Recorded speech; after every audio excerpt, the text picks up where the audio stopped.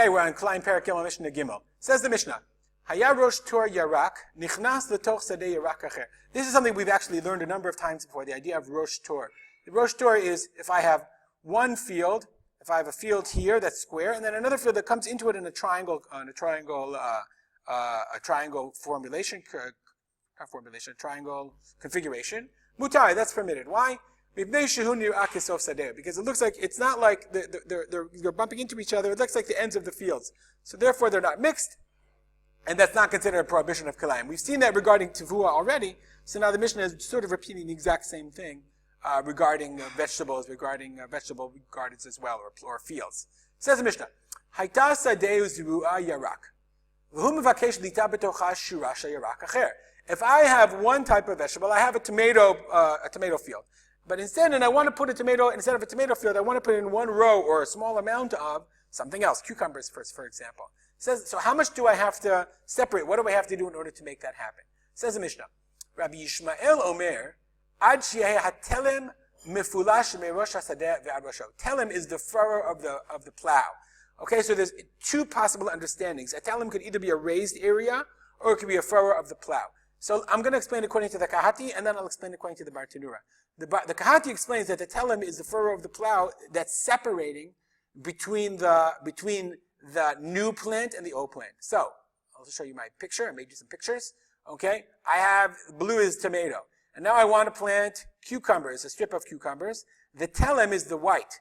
Okay, the telem is the plow that I plow in order to separate between my cucumbers that I'm planting new and the tomatoes that's around, that's the rest of the field. So says Rabbi Yishmael, Ad telem, until the plow, the furrow that's separating, mefulash mirosh hasadeh v'ad rosho. Mefulash means straight all the way through, means totally consistent from one end to the other. So therefore, Rabbi Yishmael says, if I want to plant cucumbers in the middle of a tomato field, I have to separate all the way through the entire field. I have to separate all the way so that there's a separation, a distinction between, and it's almost like I said, I'm planting a cucumber field in the middle of my tomato field. No problem at all. Rabbi Akiva says, you don't have to do all the way. Orach shishat tvachim v'rochav melo'o. The length of shishat tvachim. All you have to do is, you don't have to plant the whole field. I don't have to plant an entire row all the way through. All you do is plant the length of shishat tvachim, 6 tvachim, okay, and the width of the plow, which is another shishat tvachim. Okay, width, the length, so they really should be like this. Now, all it has to be is width of shishat tvachim and length of shishat tvachim. Now, if you ask me, I'm going to copy this for a second. Probably what Rabbi Akiva would say in this case also is that you have to have a border on top of it, surrounding it of shishat tvachim. It's unclear to me. It did not say in the Mishnah, but it would make sense that the border would have to be shishat tvachim on all three sides. So because you'd have to separate shishat tvachim from all three directions. I assume that that's what Rabbi Akiva meant. But all he does is talks about the telem of shishat tvachim, that the separation is shishat tvachim from, and it doesn't have to go mefulash all the way through. Rabbi Yehuda Omer, Rabbi Yehuda says, rochav kimelo rochav haparsa. No, you don't have to have the telem, the separation doesn't have to be 6 tvachim wide, not rochav below. All it has to be is the rochav, the width of malo haparsa, the amount of space that it takes for a person to step. Based on the pasuk, the Bartanura says, "Vishkita beraglecha kegan hayerek." Somehow it says that you will water it beraglecha with your feet, and that implies that the length of Rabbi Yishmael, see over here, it's shishat tvachim. Okay, we'll make it like that: shishat tvachim length. Let's assume that's shishat tvachim, but only the telem, the separation has to be only 1 tefach width. Now, I will say, I just want to point out, according to the Bart, that's so 6 wide. It only has to be one wide in order to separate for the cucumbers you're going to grow.